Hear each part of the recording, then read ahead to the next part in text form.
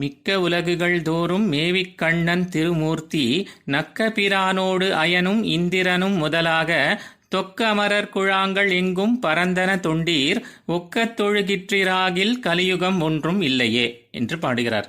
சிவபிரானும் பிரம்மதேவனும் தேவேந்திரனும் என்று இப்படி தலை சிறந்தவர்களாக பெயர் சொல்லி அழைக்கும்படி உள்ள இவர்கள் முதலாக இன்னும் எத்தனையோ பேர் ஒன்றாக திரண்டுள்ள தேவர்கள் கூட்டங்களானவை அனைத்து உலகங்களுக்கும் மேலும் அனைத்து ஜீவராசிகளுக்கும் புகலிடமான அந்த கண்ணபிரானாகிய ஸ்ரீமன் நாராயணனின் அசாதாரணமான திவ்யமங்கள விக்கிரகத்தை, அதாவது திருமேனியை அண்டி நின்று அதன் பலனாக போகிய வஸ்துக்களாலும் அதற்குரிய போக உபகரணங்களாலும் நிறைந்த ஒவ்வொரு உலகங்களிலும் உள்ள எல்லா இடங்களிலும் தங்களுடைய ஐஸ்வர்யத்தாலே பறந்து விரிந்து நல்ல நல்ல பதவிகளை பெற்று வாழ்வதை நாம் பார்க்கிறோமே.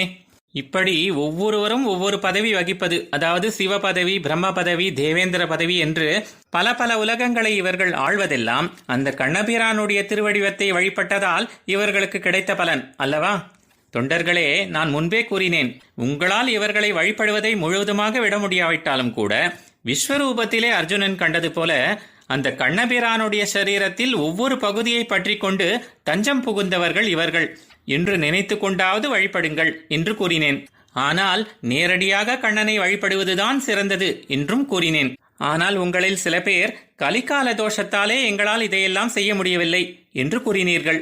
சரி, நீங்கள் யாரை வழிபடுகிறீர்களோ அவர்களைத்தானே நீங்கள் பின்பற்ற வேணும். இந்த தேவதைகள் எல்லாம் கண்ணனை வழிபட்டுத்தான் நல்ல பதவியை அடைந்தார்கள்.